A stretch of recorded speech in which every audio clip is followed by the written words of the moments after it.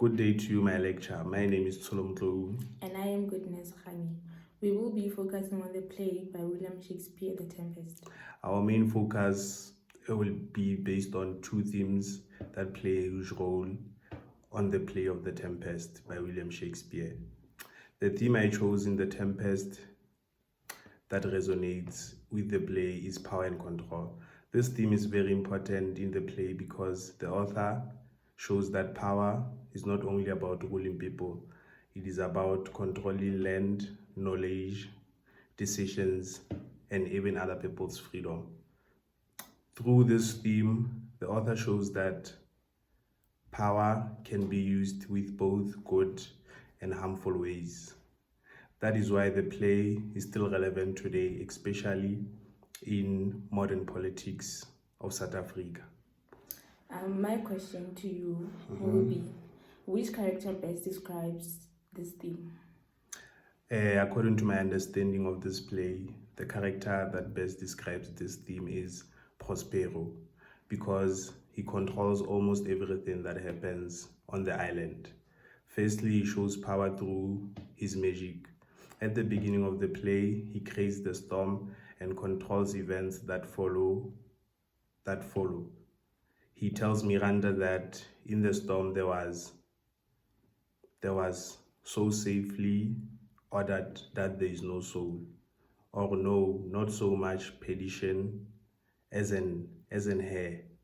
That line is depicted in Act 1, Scene 2, line 36 to 37, which shows that he had full control over what happened. This proves that Prospero uses his power to direct other people's lives. Secondly, Prospero controls Ariel. Ariel serves him faithfully, but he is not that free. Ariel asks for, I quote, "my liberty," close quote, in Act 1, Scene 2, line 292. But Prospero keeps delaying his freedom. This shows that Prospero uses his authority to keep Ariel obedient. So power in the play is about controlling other people's freedom. Thirdly, power is shown in Prospero's relationship with Caliban. In Act 1, Scene 2, line 396 to 397, which Caliban says, "This island's mine by Sycorax, my mother, which thou takest from me." In this line, Caliban resists Prospero's rule, and this is important because it shows that power in the play is also connected to land and ownership. Prospero rules the island, but Caliban believes it was taken from him. This makes power look like domination rather than justice. Interesting. My second question to you will be, which important point can you tell me about this theme that you have chosen? Okay, another important point that I can highlight about this theme is that Prospero also controls knowledge. He decides what Miranda must know and when she must know it. He even tells her in Act 1, Scene 2, line 48, I quote, obey and be attentive, close quote. This shows that power is not only a physical force, it also includes controlling information and making others depend on you for getting the truth. However, the author shows that too much power can be dangerous. Prospero is not completely evil, but he is controlling. He punishes, he commands, he manipulates others. In the end, he chooses mercy over revenge and says in Act 5, Scene 1, line 35 to 36, the rarer action in the virtue than in vengeance. This shows that true power is not only about control, but also about self-control and forgiveness. Thank you, Tsholo, for your insightful information. Moving along, I will be discussing my themes that I have chosen, which is revenge and forgiveness. Before we move along, I just have one quick question for you. Why did you find that theme that you have chosen intriguing? I find it intriguing because it plays a vital role in our everyday lives. It shows how forgiveness surpasses revenge throughout the play. The Tempest is most likely to be considered William Shakespeare's farewell to the stage. The play is about shipwreck, creative magic, and its evident theme, which is revenge and forgiveness throughout the play. The atmospheric setting of the play, the transformation of darkness, which is the magic that Prospero and Ariel created, the craggy islands, and the tremendous spirits. In this play, The Tempest, revenge and forgiveness is the initial drive and climax of the play, as Prospero's initial drive to revenge against his enemies changes to mercy, resonating with the fact or the idea that forgiveness is a way to restore peace.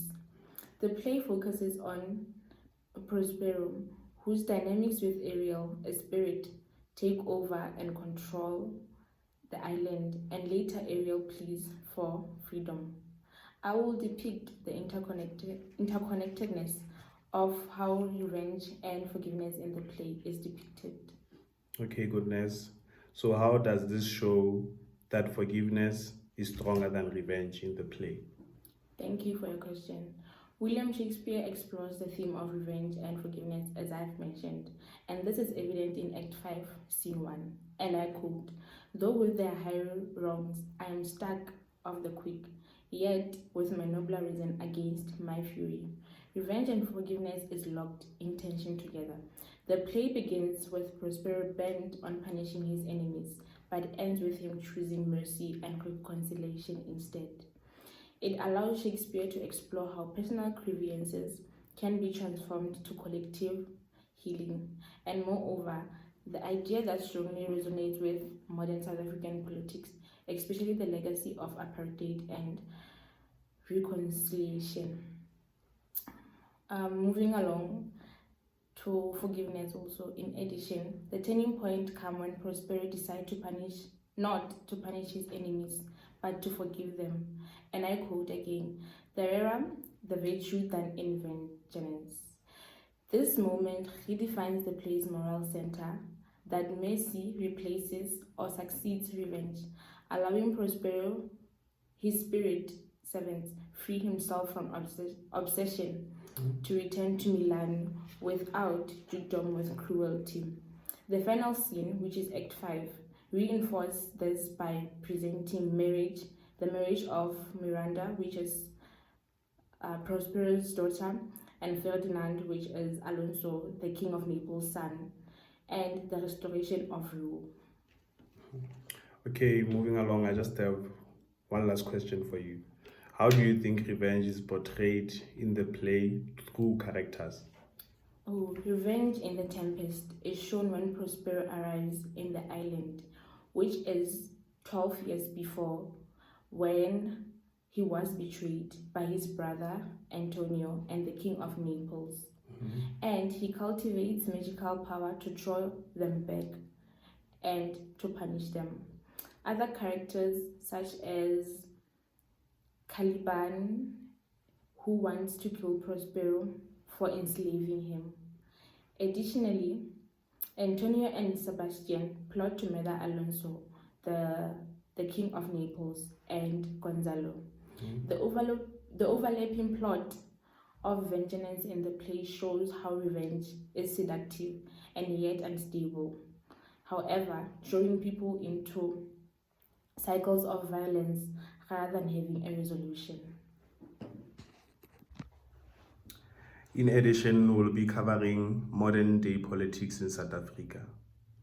The theme of power and control are still relevant because leaders are expected to use power to serve people, but sometimes that power is abused.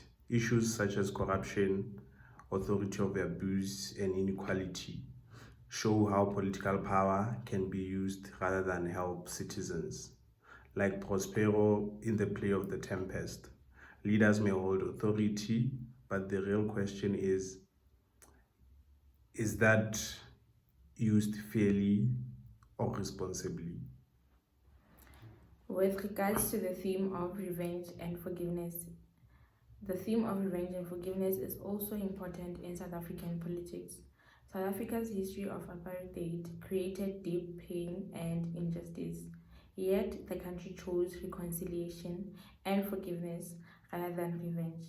This is similar to the play to Prospero in The Tempest, who decides to forgive his enemies instead of taking revenge. This play therefore reminds us that forgiveness can help us build peace, but justice and accountability are still necessary. To sum up everything, the theme of power and control teaches us that power should be used fairly and responsibly, because when you abuse power, it can harm others and create injustice within communities, societies, and world at large. It reminds us that true leadership is not about dominating people, but rather about guiding and protecting them with wisdom. Goodness, my partner, I have a question for you. Okay.